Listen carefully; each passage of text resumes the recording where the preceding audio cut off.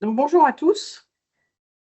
Merci de tous vous connecter pour ce webinaire annuel réalisé par Oncopaca Corse, qu'on remercie aujourd'hui et en collaboration avec les UCOG PACA Est et PACA Ouest. Donc aujourd'hui, la thématique, c'est la périhabilitation en oncogériatrie. Et nous avons le plaisir d'avoir trois intervenantes qui connaissent très bien le sujet. Tout d'abord, le professeur Falandry, Claire Falandry, qui est à Lyon, qui est professeur d'oncologie et de gériatrie, qui va nous parler donc de la périhabilitation. Nous avons aussi le docteur Blassas, qui est oncogériatre à Nice, que je n'ai plus besoin de présenter, et le docteur Maillan, qui est aussi oncogériatre sur Nice et qui est aussi spécialisé dans la douleur. Voilà, je vais les laisser prendre la parole et commencer leur présentation sur la préhabilitation. Et puis, dans le dernier quart d'heure, nous pourrons prendre des questions. Je vous remercie. Bonjour à tous et merci à toutes pour la gentille invitation et à tous également. Je suis donc professeure de gériatrie à Lyon et formée initialement à l'oncologie et particulièrement intéressée dans les tumeurs gynécologiques. Diapositive suivante. Et c'est dans ce contexte que j'ai été amenée dans les années 2016 à commencer à réfléchir à des projets de préhabilitation adressés à des patientes âgées atteintes de cancer et atteintes de cancer pour des hommes également. Il faut savoir que la préhabilitation, c'est un concept qui date d'après la Deuxième Guerre mondiale.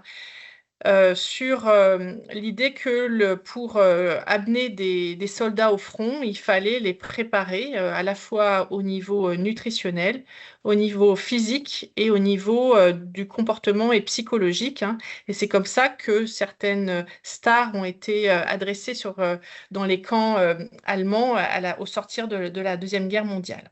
Et il est important de se dire que l'idée, c'est celui du seuil de décompensation fonctionnelle, qui est un seuil que les gériatres appréhendent très bien et qui est un sujet majeur en oncogériatrie, c'est-à-dire comment ne pas aller jusqu'à la cascade fonctionnelle et la cascade gériatrique. Et donc, ce concept de comment mettre en place des programmes qui vont permettre aux patients d'éviter ce seuil de décompensation, c'est un sujet au quotidien pour l'ensemble des oncogériatres et des gériatres plus globalement.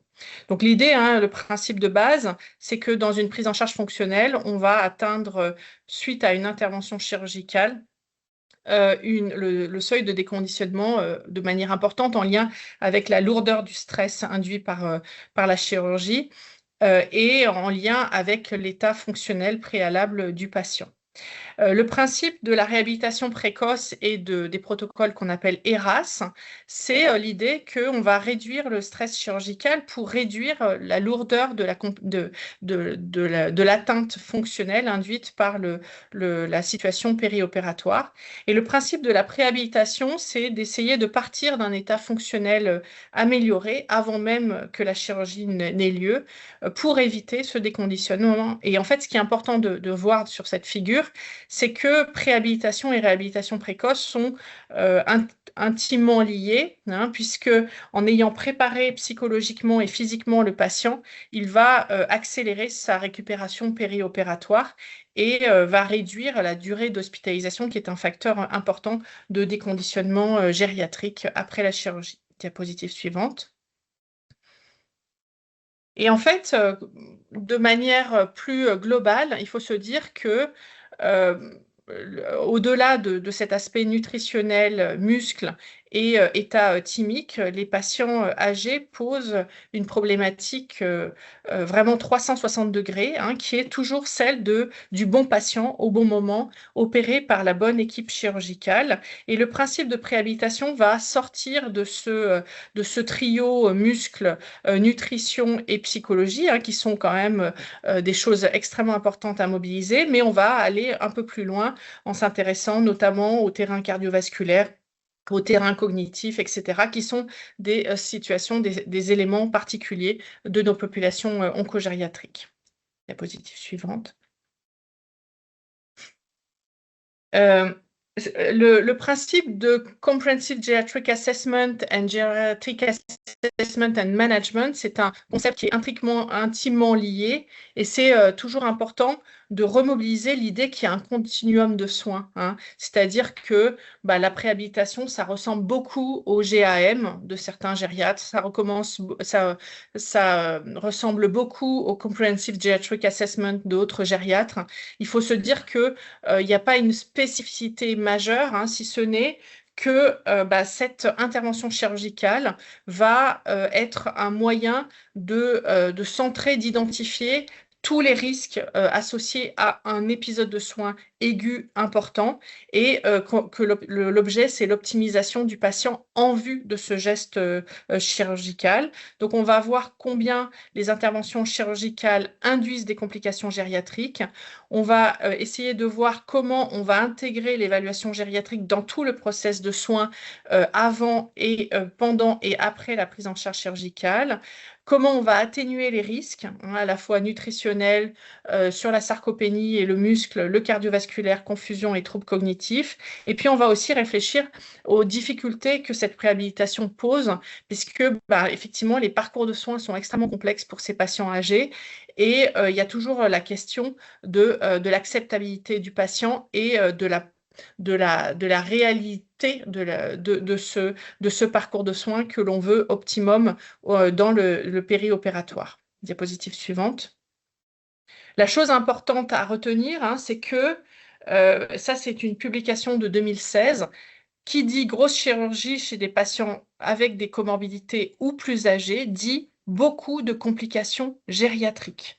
Ces patients âgés, ils ne vont pas juste faire les complications chirurgicales classiques, infections, sutures, embolie pulmonaire, ils vont faire des confusions, des déshydratations, des chutes, des fractures, des retards de cicatrisation mais pas de croissance, et des escarres. Ils vont faire des complications gériatriques et c'est vraiment extrêmement important d'identifier cette problématique gériatrique qui est vraiment centrale dans ce concept de préhabilitation. Diapositive suivante. Et donc, quand on veut mettre en place un process de ce qu'on appelle Geriatric Assessment and Management ou le CGA, l'évaluation gériatrique telle qu'elle est conçue aujourd'hui, hein, elle ne se départ pas du tout de l'idée qu'il faut intervenir sur tous les problématiques qui vont être identifiées. Et donc, l'enjeu, c'est de bien connaître ces problématiques et de bien les positionner dans le discours vis-à-vis des patients et vis-à-vis des chirurgiens. Le soutien nutritionnel, c'est indispensable et une hypoalbuminémie au-dessous de 30 grammes par litre, pour moi, c'est un critère de contre-indication à la chirurgie, par exemple. Hein, il y a des éléments, des warnings, des feux rouges vis-à-vis de la chirurgie qui doivent être mobilisés et avec une vision collégiale, hein, du processus périopératoire. L'optimisation des comorbidités et de la polypharmacie avec l'évaluation du risque associé à la confusion périopératoire et à la charge cholinergique, ce sont des enjeux majeurs, hein, du périopératoire. Intervenir sur l'activité physique, c'est un enjeu majeur. Prévenir la confusion également. Et puis toutes les interventions sociales qui vont être destinées à essayer d'éviter la cascade fonctionnelle et la problématique on s'intéresse 15 jours ou 3 semaines après la chirurgie à que va devenir le patient, comment s'assurer que le retour à domicile puisse être envisagé, avoir anticipé les aides, etc., etc. Diapositive suivante. La sarcopénie, c'est un paramètre pronostic central, hein. On sait que nos patients sont à l'interface de différentes problématiques sarcopéniques. Le cancer lui-même, hein, on sait que l'inflammation chronique induite par le cancer induit une perte musculaire. Le vieillissement, les comorbidités associées au vieillissement induisent une perte musculaire. Qui dit insuffisance cardiaque, insuffisance respiratoire, dit perte musculaire. Qui dit diabète, dit perte musculaire. Et puis tout ce qui va être relié au traitement, hein, puisque la chimiothérapie, la corticothérapie que l'on va faire avant la chimiothérapie, la sédentarité induite par les parcours de soins oncologiques vont induire de la perte musculaire. Et cette perte musculaire vasculaire s'associe de manière assez claire et assez reproductible dans toutes les études chirurgicales, hein, notamment estomac, ovaire, avec un surrisque de morbimortalité périopératoire. Donc la sarcopénie est un critère, un pronostic majeur de l'évaluation périopératoire. Un patient sarcopénique est un patient qui va faire plus de complications post-opératoires. C'est un élément de discussion dans la balance bénéfice-risque qui va être défini avec les chirurgiens et les anesthésistes. Et puis deux, d'intervention, hein, puisque l'enjeu, c'est de donner aux patients des éléments très clairs, très reproductibles, comme le SPPB par exemple, qui vont l'aider à voir quelles sont les performances qu'il va améliorer au cours du temps.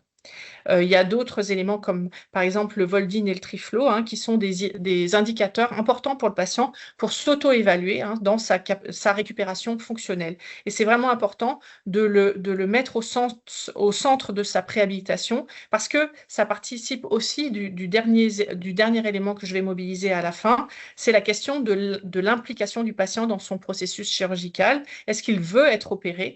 Et cette préhabilitation va aussi constituer un élément clé dans l'identification du patient qui veut aller se faire opérer et de celui qui ne le veut pas. Diapositive suivante. Je vous rappelle que les recommandations européennes nous disent maintenant que quand on n'a pas accès à la DEXA, quand on n'a pas accès à une impédance-métrie, on peut utiliser la mesure de la circonférence du mollet comme alternative à la mesure de la masse musculaire, puisque la définition de la sarcopénie associe une perte de fonction musculaire, mais aussi de masse musculaire. Et c'est vraiment important de pouvoir mobiliser cette idée de sarcopénie parce que c'est un élément clé quand même qui rentre dans l'inconscient collectif des chirurgiens et des anesthésistes désormais. Diapositive suivante.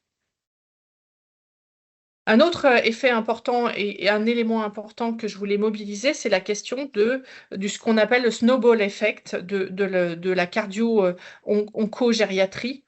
C'est-à-dire que le patient va rentrer dans un processus de cancer avec certains facteurs de risque cardiovasculaire et avec le cancer, avec l'inflammation associée au cancer, puis avec les traitements du cancer, on va avoir la mobilisation des plaques d'athérome, on va avoir des événements cardiovasculaires qui vont se multiplier autour de la prise en charge oncologique. Et donc, c'est un élément qui est important. Souvent, quand les patients sont dénutris, on a des gériatres qui vont arrêter les statines, par exemple. Et ça, c'est un truc qu'il ne faut pas faire.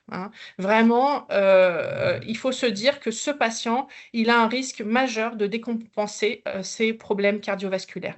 Donc moi, ça se traduit avec deux éléments.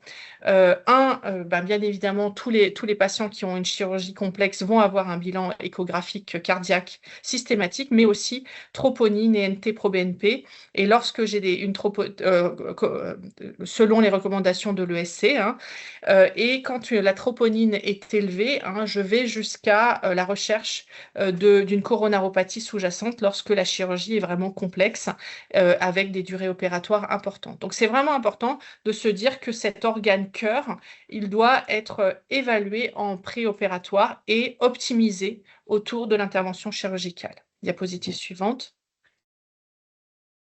Ensuite, il y a la question de quelle est l'acceptabilité par les patients des programmes de préhabilitation.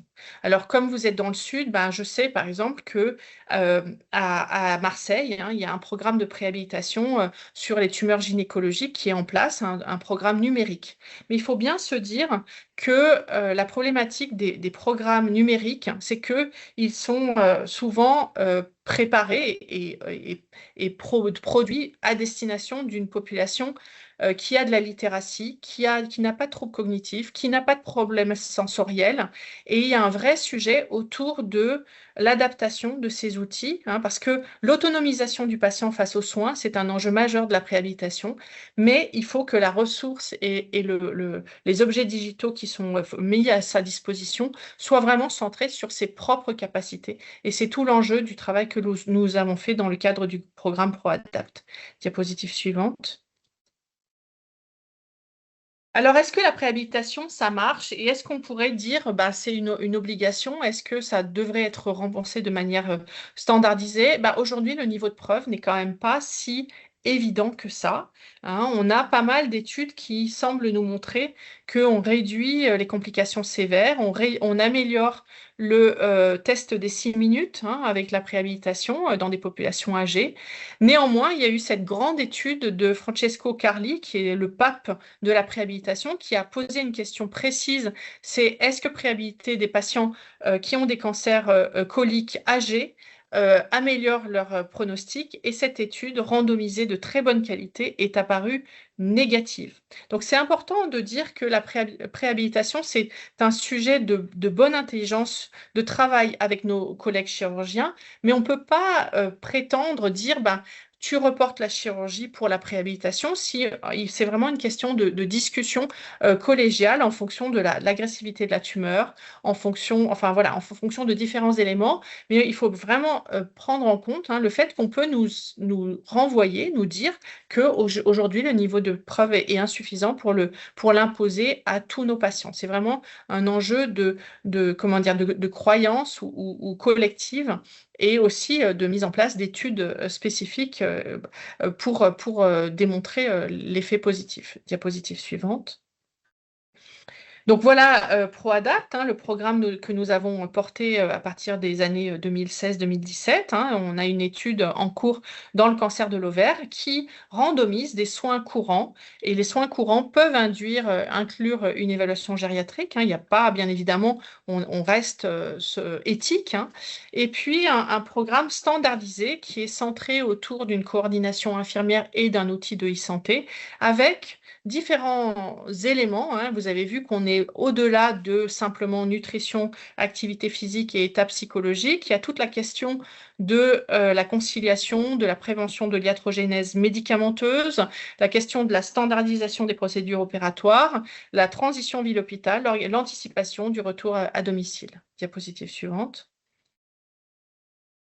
Ensuite, il y a un vrai sujet qu'on voit de plus en plus actuellement dans les données qui sortent dans différents modèles tumoraux, c'est est-ce que réduire la lourdeur du geste chirurgical par une chimiothérapie première dans différents modèles tumoraux ne serait pas une bonne réponse aussi au concept de préhabilitation, c'est-à-dire en parallèle, je prépare le patient à la chirurgie et en parallèle, je réduis la masse tumorale, ce qui induit aussi un autre sujet important que l'on voit très clairement dans le cancer de l'ovaire, c'est que souvent, quand le patient sort de la chirurgie, c'est difficile de le remobiliser pour un projet de chimiothérapie. Donc, avoir réalisé en anticipé une partie du projet chimiothérapique, eh ben, dans différents modèles, hein, parce que maintenant on le voit dans le cancer colorectal, diapositive suivante, eh ben, possiblement, c'est réduire à la fois la lourdeur du geste opératoire et aussi améliorer ce qu'on appelle, par exemple, dans le cancer de l'ovaire, le RIOT, le retour au traitement oncologique prévu, c'est-à-dire comme on réduit la lourdeur de la toxicité chirurgicale et on ramène le patient, la patiente en l'occurrence, à une orientation oncologique médicale plus rapidement, puisque la lourdeur des complications post-opératoires est plus faible. Et ben, en fait, en gros, c'est aussi améliorer l'ensemble de la séquence thérapeutique, hein, qui associe chirurgie et chimiothérapie. On sait très bien, notamment dans le cancer de l'ovaire, que commencer par la chirurgie chez des patientes âgées, c'est augmenter le risque de réduction de la dose intensité, des monothérapies, de la chimiothérapie adjuvante, parce que les patientes ont perdu en ressources fonctionnelles et ne sont pas en mesure de supporter l'ensemble de la chimiothérapie. Donc c'est vraiment important de se dire que dans la préhabilitation, il y a aussi cette histoire de réflexion collégiale sur comment assurer la séquence complète du traitement médical et du traitement chirurgical, ou aussi du traitement médical et de la radiothérapie exclusive. Par exemple, quand on est sur des cancers de l'ésophage ou de l'endomètre, on va avoir des stratégies curatives qui vont inclure un traitement médical et de la radiothérapie. On peut faire de la préhabilitation autour d'un projet, par exemple, de radiochimiothérapie. Diapositive suivante.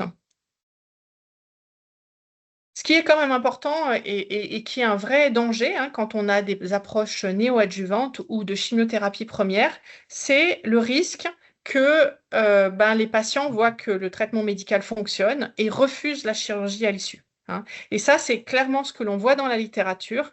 On a, parce que petit à petit, les patients ont peur de la chirurgie ou se disent qu'il y a une alternative à la chirurgie, ou les chirurgiens eux-mêmes, hein, vont se dire, puisque la chimio marche, autant ne pas opérer cette malade. Non, hein. Et c'est vraiment extrêmement important de se dire que quand on est sur un projet de préhabilitation et de traitement séquentiel, on aille jusqu'au bout de la séquence thérapeutique, y compris la chirurgie. Diapositive suivante. Et puis ensuite, hein, la fin des fins, c'est ce que je vous ai dit depuis le début, c'est la question de la motivation du patient, de la compréhension par le patient de son processus de soins. Et ça, c'est clairement dans la littérature, hein, les recommandations américaines, diapositive suivante, nous demandent de nous assurer que le patient a parfaitement compris le projet thérapeutique, qu'il s'inscrit dans ce projet de chirurgie et qu'il le valide et qu'il s'est donné les moyens pour pouvoir récupérer au niveau fonctionnel le plus rapidement possible après l'intervention chirurgicale.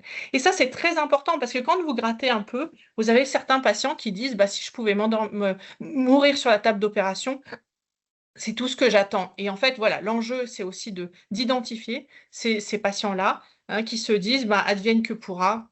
Peut-être que la chirurgie va me permettre de ne pas me réveiller. Et bien évidemment, ces patients ne sont pas les bons candidats à une prise en charge chirurgicale lourde et complexe.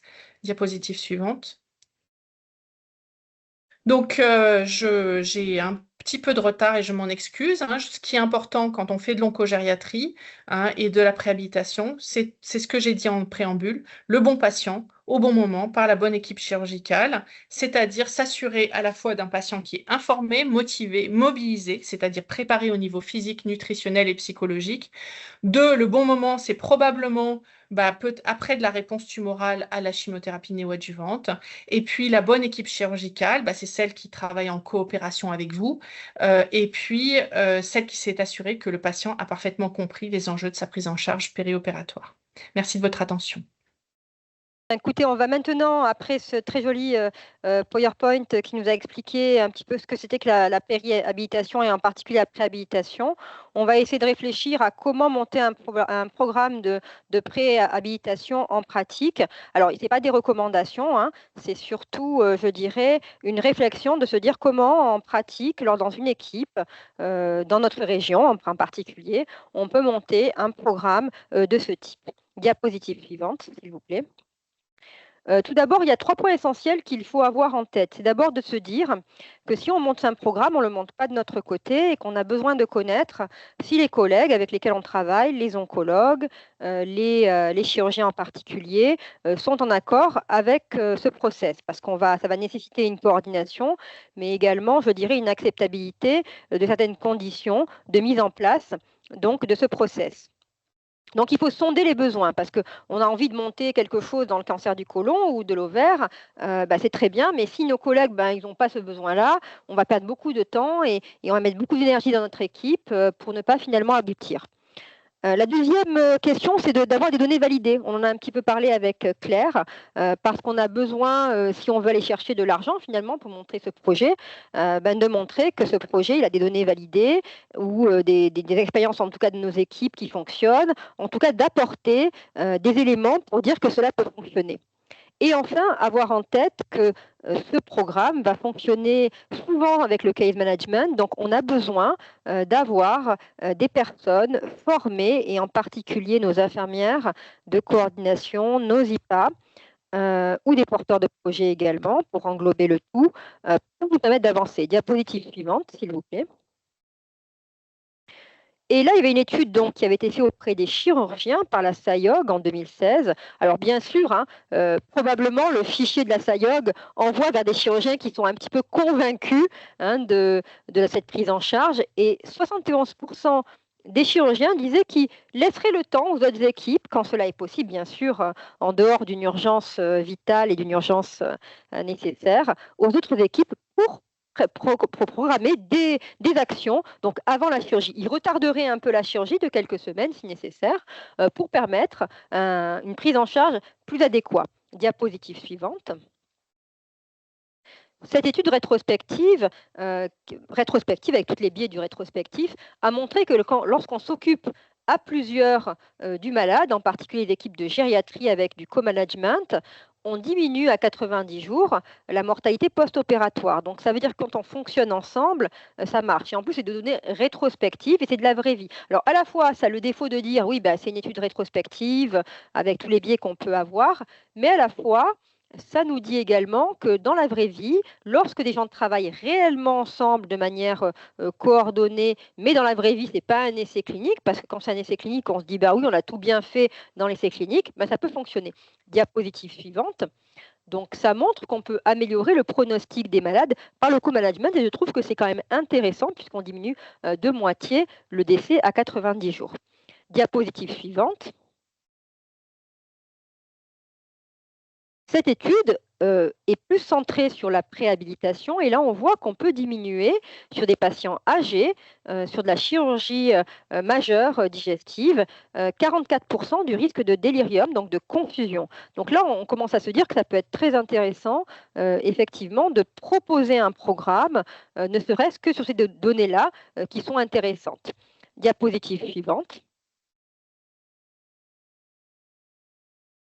Et le troisième point dont je vais vous parler, il est très important, effectivement, dès le départ, si on veut mettre en place un programme de ce type, de réfléchir au programme qu'on peut inclure dans notre programme de préhabilitation ou de périhabilitation, donc inclure nos collègues pharmaciens avec la conciliation médicamenteuse, l'éducation thérapeutique, inclure les IPA, former les IPA au coaching, et puis permettre finalement de personnaliser la prise en charge, faire du lien ville-hôpital parce qu'on va avoir besoin également de toute cette équipe élargie autour du patient.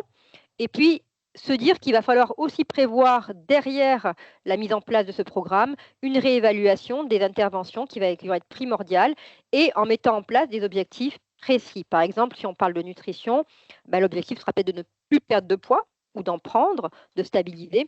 Donc, d'avoir des éléments très précis dans le programme et que ce soit individualisé, ce n'est pas un fourre-tout pour tout le monde. Diapositive suivante. Merci.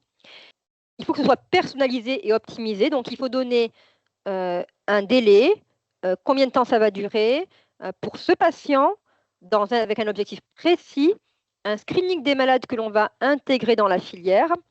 Ça peut concerner bien sûr tous les types de traitements anticancéreux, ce n'est pas seulement la chirurgie, on peut très bien imaginer ça pour la radiothérapie, les traitements systémiques. Donc, parce que quand on pense préhabilitation, on pense à la chirurgie, mais il faut aussi penser aux autres traitements. Il faut que la prise en charge soit rapide, précoce, multimodale, parce qu'on sait que lorsqu'on s'occupe que d'une prise en charge, ça ne suffit pas. Et puis, il faut que ce soit adapté en termes d'intensité à l'état général du patient également et aux objectifs que l'on pose pour ce patient. L'idée, c'est également de l'inscrire dans un continuum entre et la périhabilitation également. Diapositive suivante. Et on en connaît très bien, donc c'est ce trépied avec le soutien nutritionnel. Donc au minimum, on aimerait avoir du soutien nutritionnel, de l'activité physique adaptée et du soutien psychologique. Mais surtout, on n'oublie pas le socle, et tu l'as dit tout à l'heure, Claire, l'optimisation d'état médical, donc le traitement des comorbidités, notamment cardiovasculaires, et l'adaptation donc des traitements en rapport, de la iatrogénie et de l'adaptation des traitements, non seulement, comme tu l'as dit, de mettre en place, de diminuer les traitements, mais également de rajouter des traitements qui ne sont pas donnés. Hein. Tu parlais tout à l'heure de certains traitements cardiologiques qui étaient stoppés parce que l'enfer est pavé de bonnes intentions, et bien de mettre en place donc des traitements que le patient devrait avoir et qu'il n'a pas. Diapositive suivante. Donc, au départ, les étapes de mise en place, c'est partager une vision. Donc, c'est convaincre et mobiliser les équipes. C'est un projet d'équipe. Il faut convaincre aussi l'institution, si on doit convaincre aussi les décideurs de mettre en place des petits moyens en plus ou des gros moyens en plus. Il faut évaluer l'existant. Qu'est-ce qu'on a déjà à disposition, la faisabilité, les moyens nécessaires de mise en place. Et puis, identifier, on le verra tout à l'heure, les moyens de financement. Créer un parcours adapté avec comment je repère le malade, comment je mets en place mes actions et comment je vais suivre mes actions. Il faut l'inclure dès l'initiation du projet dans une démarche d'évaluation du dispositif, sinon on ne va pas s'améliorer dans le temps. Il faut parfois voir petit et évaluer et avant de, je dirais, généraliser. Il faut programmer la mise en place au bon moment et ça, c'est pas toujours facile dans le parcours de soins. Et puis, il faut aussi, il y a un gros package de communication autour du projet et de valoriser ce programme pour que les personnes dans votre bassin de soins sachent que ce programme existe. Diapositive suivante. Il faut donc, bien sûr, grâce à notre GS, évaluer les fragilités du patient pour proposer des interventions graduées. C'est un des points clés très importants. Connaître les séquences thérapeutiques pour pouvoir se caler entre les séquences, comme tu l'as dit très bien, Claire. Les effets indésirables et leurs enjeux, donc l'importance de ce travail collégial, de se former, de communiquer entre nous pour comprendre ce qui va se passer au niveau du traitement. Il faut définir une temporalité qui va être décidée avec le référent pour une prise en charge personnalisée en fonction de la situation oncologique. Est-ce que je suis dans l'urgence d'un traitement spécifique ou pas? Sinon, on ne pourra pas faire le programme. Mais aussi des facteurs propres au traitement et aux conditions médicales du patient. Il faut aussi initier une culture collective d'équipe du prendre soin parce qu'il n'y a pas que finalement la prise en charge des soins dans une démarche vraiment globale. Et c'est vrai que le coaching motivationnel, nous, nos infirmières, est très important pour les patients. Et ce n'est pas du soin à proprement parler, hein, c'est du prendre soin. Et puis, il faut former les équipes à l'éducation et au coaching motivationnel. Et ça, c'est quelque chose qui n'est pas forcément inné. Diapositive suivante. Il faut penser ce programme en équipe, toujours faire dans un esprit de co-construction pour avoir un langage commun, des objectifs communs et partagés, élaborer donc des fiches navettes, des parcours formalisés. En incluant bien sûr notre équipe élargie. Il faut penser une organisation facilitatrice. Comment, si je fais ça, est-ce que j'ai les locaux qu'il faut? Est-ce que je vais pouvoir mettre en place cela dans la vraie vie et dans la pratique? Est-ce que j'ai les locaux? Est-ce que j'ai les personnes? Il faut commencer par prioriser. Donc, probablement, commencer par un type de cancer ou par un type de patient, les patients les plus fragiles ou les patients qui ont un cancer pour lequel on va avoir une chirurgie digestive, par exemple. Donc, il faut prioriser pour pouvoir d'abord mettre en place une filière, identifier les freins, les difficultés, avant d'élargir à d'autres filières. Il faut initier ou renforcer la communication ville-hôpital et puis analyser les freins et les leviers potentiels, d'où probablement une période de faisabilité en essayant avec quelques patients. Il faut mettre en place donc des points d'étape structurés dans le temps, définir des objectifs et des indicateurs pour chaque intervention qui vont être élaborés en équipe. Par exemple, dans notre programme numérique, les infirmières ont mis en place des jalons qu'elles vont suivre systématiquement lorsqu'elles appellent le patient. Il faut également former les équipes donc à ces indicateurs et à leur suivi. Diapositive suivante. Évidemment, le nerf de la guerre, et j'ai bientôt terminé, c'est l'argent et le financement. Donc, il faut penser à comment je vais pouvoir financer cela. Peut-être que tout à l'heure, Claire nous dira comment elle a financé ProAdapt, mais moi, je crois que je le sais déjà. Est-ce que c'est un article 51? Est-ce que c'est avec la circulaire HDJ? Est-ce qu'on va redéployer des moyens à l'échelle de l'institution? Est-ce que c'est des MIG? Est-ce que c'est un appel à projet, un cas, ARC, Fondation Ligue? Est-ce que c'est des mécénats et des fonds de dotation? Et nous, on a beaucoup travaillé sur le mécénat également, pour certains programmes. Donc, je pense que c'est très important d'avoir tous ces éléments-là. Diapositive suivante. Et puis quelques conseils pour terminer sur les clés de la réussite. Il ne faut pas être trop ambitieux, donc il faut vraiment commencer en priorisant les patients qui en ont le plus besoin. Soit on part en cross-tumeur et on se dit on prend les patients les plus fragiles, soit on prend un type de patient bien déterminé, un type de traitement ou un type de cancer. Il faut aussi utiliser ce projet pour fédérer vos équipes et un levier, je dirais, d'attractivité et de bien-être au travail, parce que quand on fait quelque chose qui nous plaît, on le fait bien, on est content de travailler dans l'équipe. Il faut se servir des acteurs, des équipes déjà experts, donc appeler les équipes. On peut appeler Claire en lui demandant comment tu as fait pour ProAdapt. Ne pas débuter sans des moyens adaptés, ça c'est certain, parce que si on n'a pas d'argent et qu'on n'a pas de moyens, on va droit au mur. Et puis il faut formaliser les parcours, ça c'est très important aussi de les formaliser réellement et de ne pas faire une tambouille un peu à part sans avoir bien formalisé cela sur le papier. Je pense que c'est la dernière diapositive après. Voilà, j'ai terminé. Et donc, je peux introduire le cas pratique du docteur Maillan qui va vous raconter l'histoire d'un patient. Ça va être encore plus pratique que la mise en place de projets. Bonjour à tous. Diapositive suivante. Alors, il y a mon titre qui a sauté. J'avais marqué comme titre un peu choc la préhabilitation en SMR, rendre possible l'impossible. Je vous présente un cas clinique qui est vraiment réel, hein. C'est un patient que j'ai vu qui a été qui a bénéficié de cette préhabilitation. Et vous allez voir qu'en effet, la situation de départ était très péjorative pour lui et que cette préhabilitation a vraiment permis une issue plus que favorable pour ce monsieur. Alors, il s'agit de qui? C'est monsieur C, qui est un patient de 92 ans, qui est admis aux urgences en février 25 dans un contexte de rectorragie avec méléna, une profonde altération de l'état général et des douleurs abdominales. Un bilan biologique est réalisé montrant une hémoglobine à 8,7 grammes, un bilan hépatique normal. Il est transféré en gastro-entérologie pour explorer cette déglobalisation dans un contexte de rectorragie. Il bénéficie dans un premier temps d'une une fibroscopie œsogastro-duodénale qui montre une absence de cause haute à l'hémorragie digestive. Dans un second temps, il bénéficie d'une coloscopie début mars qui montre une lésion néoplasique du cécum, avec dans les résultats anapathes un adénome tubulovilleux, une dysplasie de bas grade.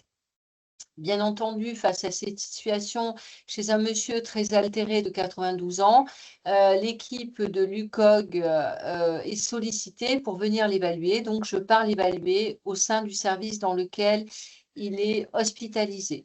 Diapositive suivante.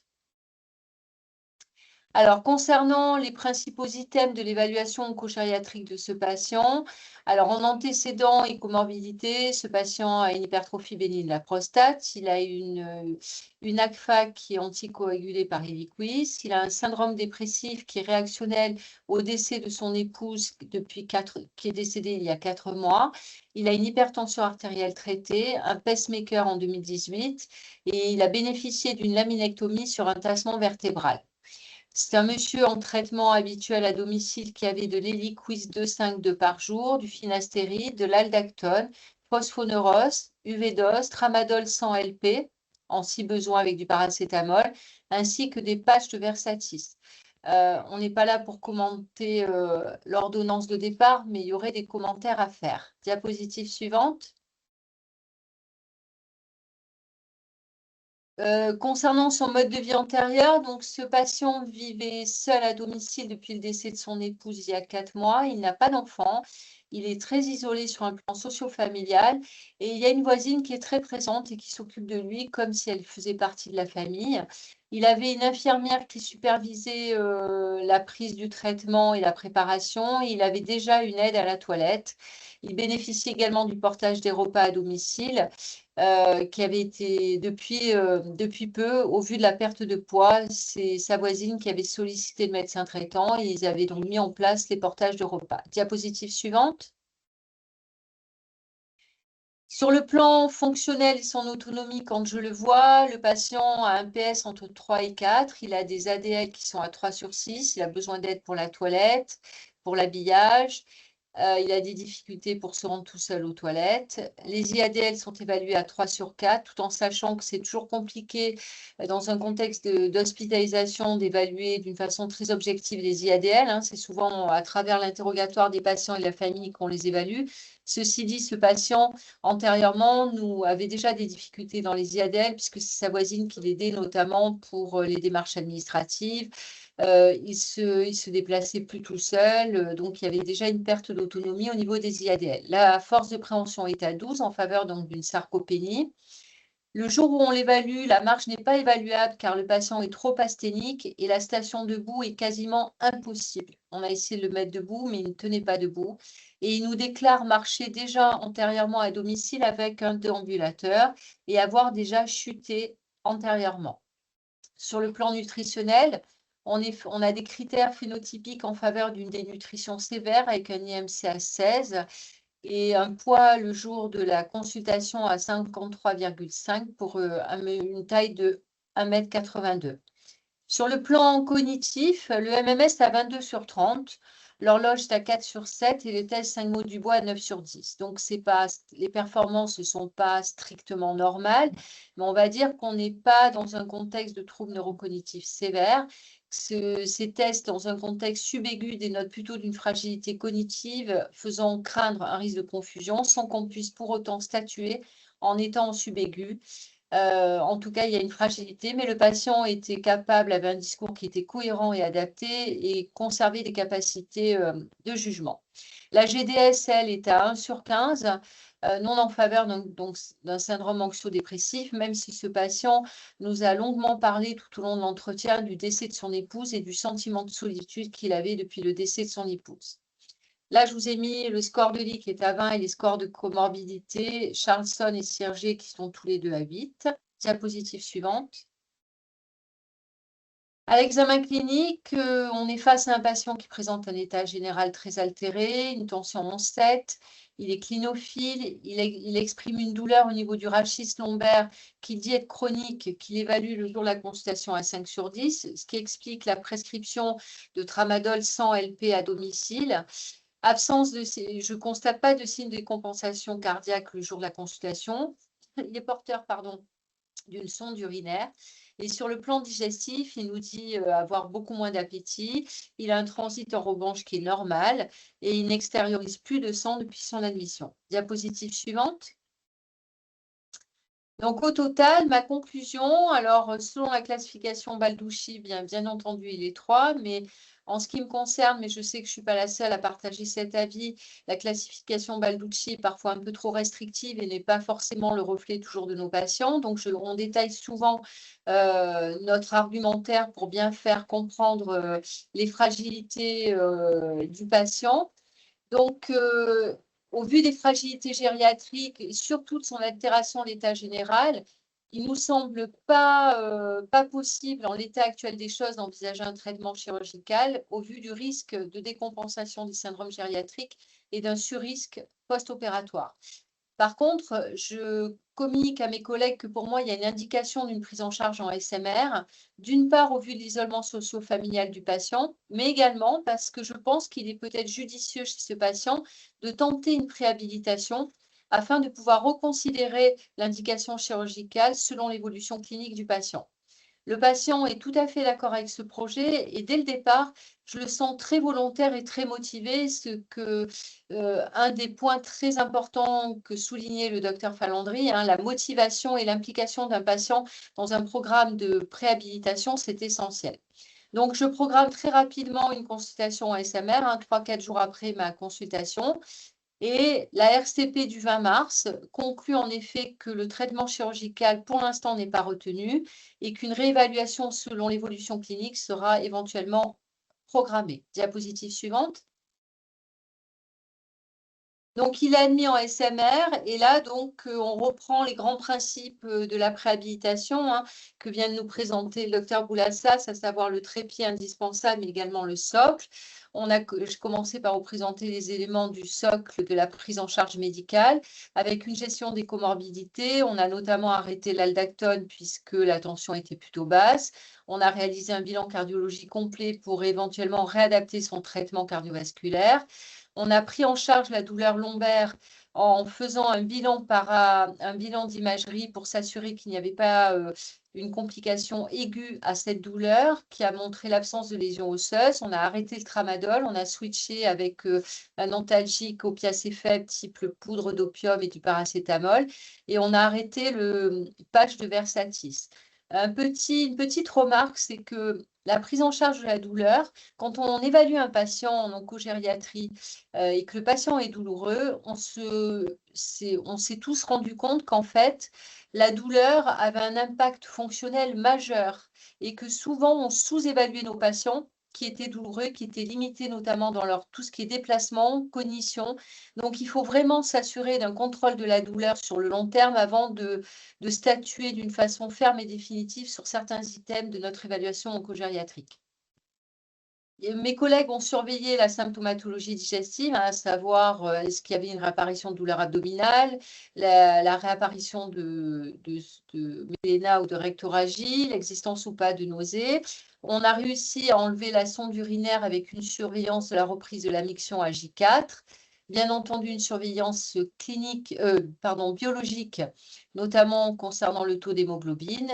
Et on a réadapté le traitement comme je vous le disais précédemment. Diapositive suivante. Le deuxième temps fort, ça a été la prise en charge nutritionnelle chez ce patient, je vous rappelle, qui présentait une dénutrition sévère.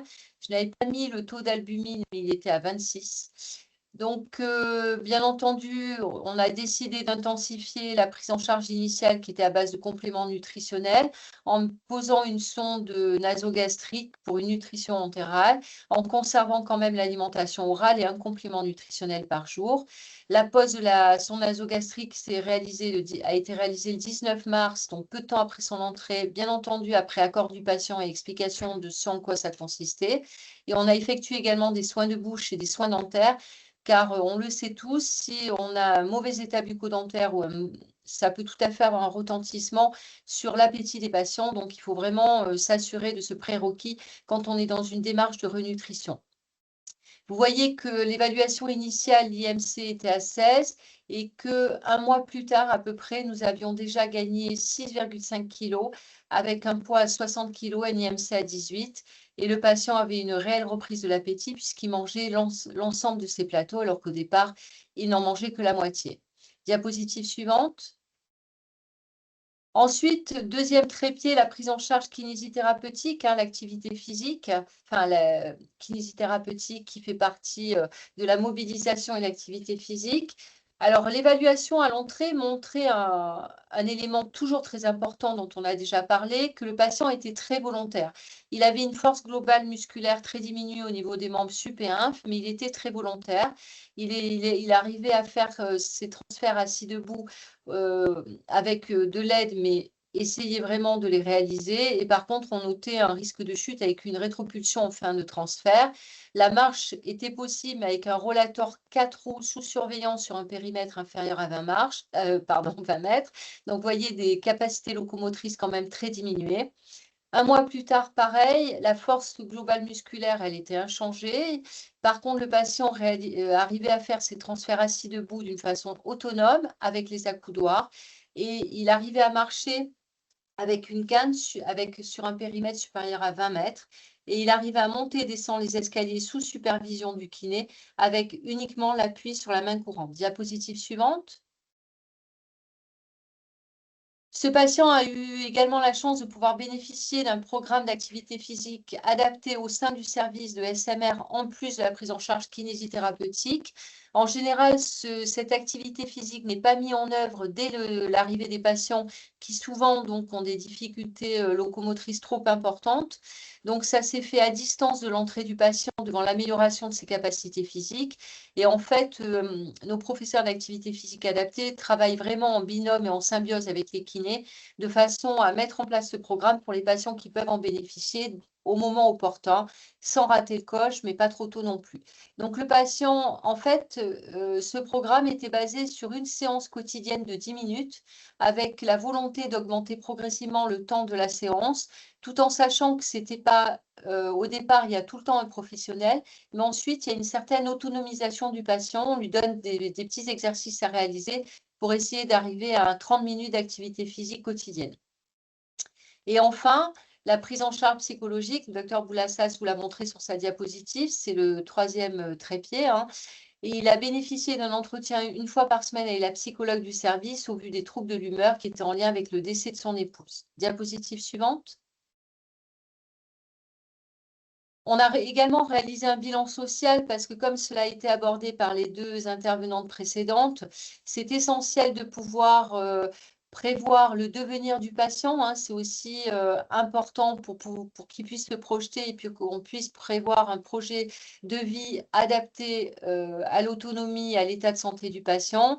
Au vu de l'isolement socio-familial, j'avais demandé à mes collègues de réfléchir à la mise en place d'une curatelle car en effet, ce monsieur était très diminué pour réaliser les démarches administratives et que sa voisine, même si elle était a priori d'une très bonne volonté, n'était pas légitimement apte à pouvoir aller retirer l'argent, gérer les comptes bancaires, etc. Donc, on a mis en place la démarche en vue d'une curatelle avec bien entendu l'accord du patient. Et enfin, différentes possibilités de projets de vie se sont profilées en fonction, bien sûr, de l'évolution clinique et du projet thérapeutique, soit un retour à domicile avec mise en place d'aide ou alors une entrée en EHPAD. Diapositive suivante.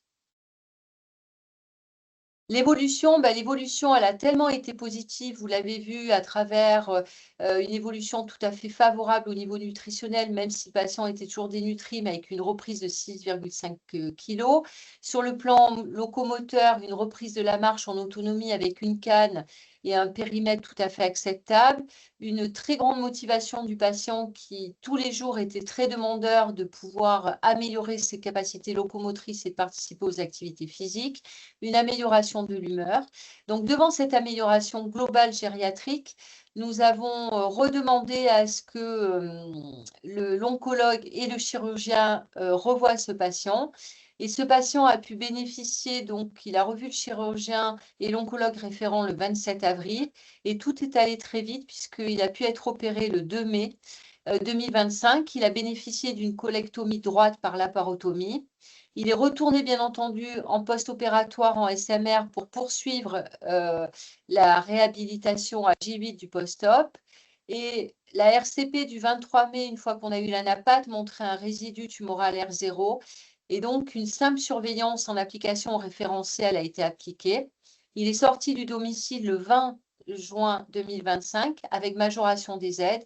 À sa sortie, il marche avec une canne. Il avait repris du poids puisqu'il faisait 64 kg et des infirmières et des aides ménagères ont été mises en place et la curatelle était toujours en cours. Ce monsieur, ce qui était intéressant quand le docteur Boulassas m'a proposé de préparer ce cas clinique, c'est que j'ai eu la chance d'avoir la consultation de suivi oncologique en mai 2026 avec le scanner de contrôle. Le TDM étant rassurant, sans lésion à distance, le patient à domicile en excellent état général a repris 15 kg, note l'oncologue, devant l'ensemble de ces constatations, plus de suivi programmé en systématique. Voilà, quand on a des cas comme ça, c'est vrai qu'on a envie d'en parler. Alors, bien entendu, toutes les situations n'évoluent pas toujours aussi favorablement. Mais je vous rappelle que ce patient, au départ, la RCP disait abstention, enfin, on ne fait pas de traitement chirurgical, on part plutôt sur des soins de support et que grâce d'une part à la motivation du patient, et ça pour moi c'est un élément clé en effet de tous ces programmes de préhabilitation, et grâce également à l'expertise de nos services de SMR qui sont tout à fait formatés pour réaliser ce type de préhabilitation, on a réussi à le remettre sur pied et à pouvoir rendre possible cette intervention chirurgicale. Ce d'autant que cette intervention l'a guéri puisqu'il n'y a pas eu besoin de traitement complémentaire et qu'il est sorti d'affaire. Je crois que c'est terminé. Ou peut-être pas. Diapositive suivante, voilà. Ce que nous apprend ce cas, c'est que même si en effet on manque de preuves scientifiques et d'études à travers les études, la préhabilitation, ça marche, ça peut marcher en tout cas. L'importance de la motivation et de l'adhésion du patient au programme, ça c'est à mon avis un des points essentiels. Et ce que je trouvais intéressant aussi à souligner, c'est que le SMR rend accessible, de par le fait que c'est une unité de lieu, la préhabilitation multimodale pour les plus fragiles. Je vous rappelle que ce patient avait 92 ans et je pense qu'on n'aurait pas réussi à faire une telle préhabilitation en externe à domicile. Donc c'est vrai qu'il faut savoir aussi solliciter nos SMR, car à mon avis, on donne un peu plus de chance pour les cas plus complexes pour que cette préhabilitation puisse être faite dans de bonnes conditions. Et enfin, quand c'est possible, et ça a été souligné par le professeur Falandry, toutes les situations carcinologiques ne le permettent pas, mais quand cela est possible, savoir se donner du temps à cette préhabilitation avant de figer une décision thérapeutique, car parfois les choses peuvent bouger d'une façon assez favorable pour les patients. Voilà, je vous remercie. Bien, merci Véronique, merci Claire, merci Rabia de vos communications qui ont été extrêmement intéressantes et très bien présentées. Moi, je retiendrai quand même deux idées très importantes, deux notions très importantes. La première, c'est ce que disait Claire, c'est que, et Rabia aussi, c'est que la préhabilitation ne se limite pas à la chirurgie, il faut l'avoir en tête quand on prend en charge des sujets âgés. C'est avant toute séquence multimodale lourde, avant une radiochimio, avant une chimiothérapie. On peut et on doit envisager, je pense, des préhabilitations. Le modèle initial étant en effet la préhabilitation avant le geste chirurgical. Deuxième notion finalement très importante, c'est la temporalité. Le cancer ne nous laisse pas toujours le temps de reporter de 15 jours, 3 semaines les prises en charge, mais en parallèle, quand on voit des patients dans les situations dont Véronique nous a parlé, on voit que même si on opérait en temps réel, je veux dire, on allait droit à la catastrophe. Et donc, il faut savoir s'affranchir d'une certaine manière un peu de la temporalité un petit peu urgente du cancer, même s'il y a certaines tumeurs où il y a une urgence thérapeutique manifeste, mais ce n'est pas la majorité des cas dans les tumeurs solides, pour pouvoir préparer au mieux le patient. Alors, je ne sais pas s'il y a des questions qui ont été faites dans le chat.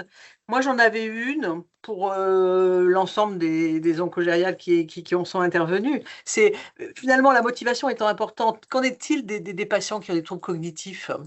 Est-ce qu'on leur dénie le droit d'une préhab? Comment est-ce qu'on fait? Et en corollaire, la place de la famille, des aidants naturels dans la préhabilitation. Je ne sais pas qui veut prendre la parole. Alors, moi, en ce qui concerne les personnes qui présentent des troubles cognitifs, je pense que ce n'est pas parce qu'ils présentent des troubles cognitifs qu'il faut les écarter de ces programmes-là. Par contre, c'est sûr que ça va être plus difficile à les mobiliser pour les faire adhérer au projet. Mais par contre, Rabia, tu es claire, hein, vous me dites si j'ai des bêtises, mais il y en a certains qu'on arrive quand même à mobiliser.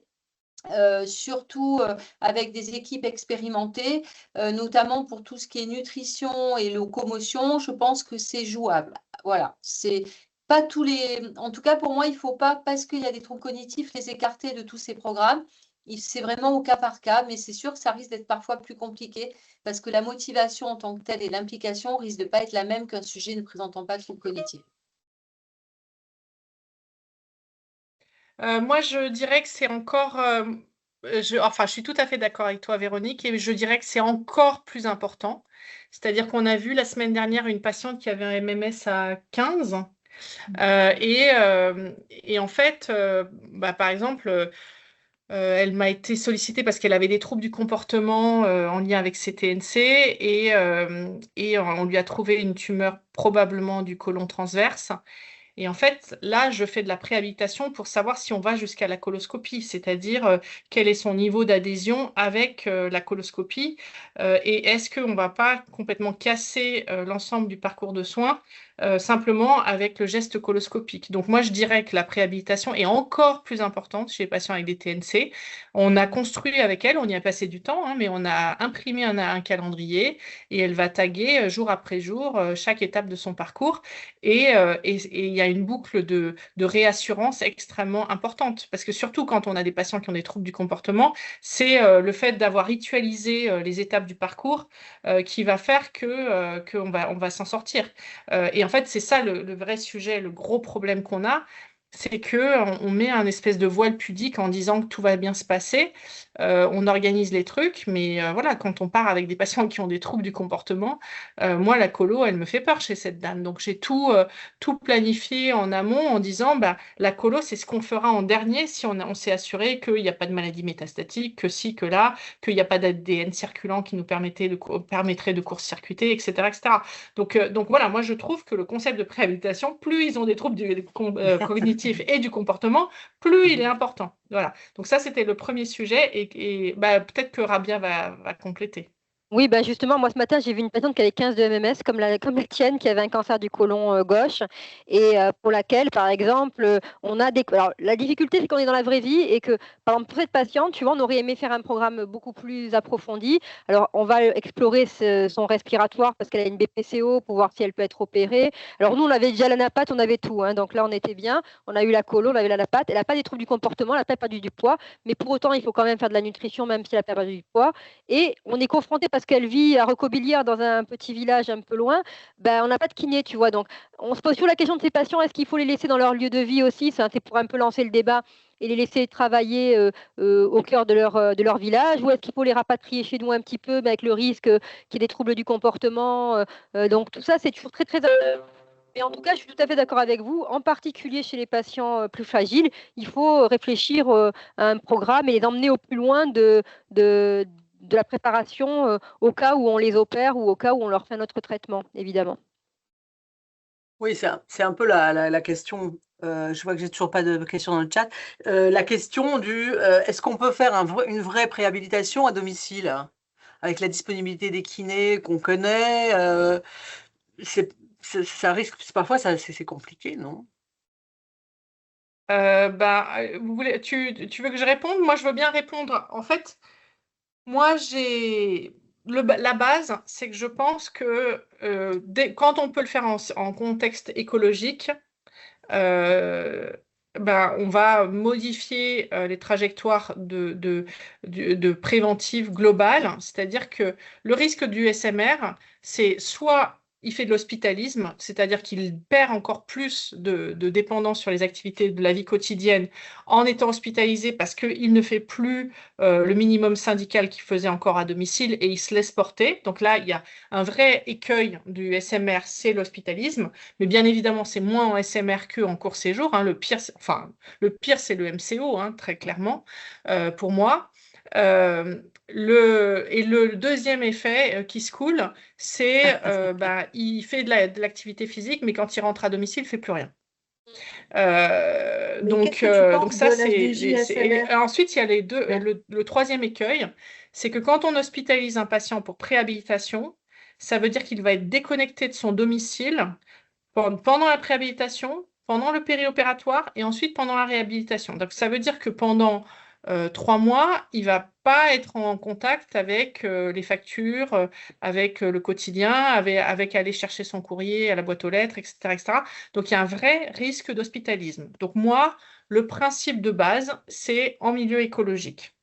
Et l'HDJ SMR, Claire, l'HDJ SMR, c'est une solution. Ou l'HDJ SMR, oui, ou l'HDJ SMR, ou l'HDJ SMR en HAD, parce que nous, on a aussi cette possibilité, c'est que l'HAD fasse du SMR en milieu écologique, c'est encore oui, mieux. Ça, c'est l'idéal. Je suis tout à fait d'accord. Mais par contre, voilà, j'essaye d'en avoir des HDJ SMR et je galère un peu. Après, voilà, toutes les situations individuelles sont particulières. Et typiquement, la dame dont je vous parlais, c'est depuis qu'elle est à l'hôpital qu'elle s'est posée qu'on peut lui parler parce qu'elle était complètement dans ses troubles du comportement, etc., etc. Et l'hôpital, là en l'occurrence pour elle, lui a rendu service et on a pu aller dans sa bulle et prendre contact avec elle, alors qu'au domicile, on n'y arrivait pas. Donc, ce que je veux dire, c'est que... vraiment adapté à chaque patient. Bah oui, oui, oui. Oui, et puis il ne faut pas vendre du rêve aussi aux familles en leur disant ils vont venir en SMR, ils vont être magnifiques. Et dans le cas, par exemple, du patient de Véro, c'était ce qu'il fallait. Et c'est une patiente que j'ai vue hier en consultation qui a un ADK du bas rectum et qui est en train d'avoir mal, qui ne veut pas d'aide à la maison, mais qui a toute sa tête et qui va être très bien, je pense, en SMRL parce qu'elle a différents problèmes à gérer qui vont être difficiles à coordonner au domicile parce qu'elle est un petit peu isolée. Mais autant la même personne qui a des troubles cognitifs, ça va très mal se passer. Et effectivement, il faut vendre du rêve aux familles. Moi, souvent, je dis aux familles aussi, si au bout de 2 jours, on voit que c'est délétère, au bout de quelques jours, on voit que c'est délétère, on la fera rentrer à la maison et on reprendra à la maison parce que comme chaque cas est individuel, et des fois, on a des demandes aussi des familles auxquelles il ne faut pas répondre parce qu'on sent que ça ne va pas bien se passer en SMR. Donc, je crois que, comme tu le disais, Frédéric, c'est vraiment très individualisé à la personne et aussi à l'écologie et à l'environnement, et notamment familial. Notamment familial. Bon. Mais écoutez, je vous remercie pour vos réponses. Là, il est 14h05, donc on va être coupé normalement. Merci Claire, merci Rabia, merci Véronique de ce webinaire qui était très intéressant. Moi, j'avais une question, juste une petite question, parce que j'avais une question à poser quand même, mais que j'ai pas pardon, réussi à excuse-moi. Véronique, est-ce que c'était une tumeur MSI du côlon droit? Non.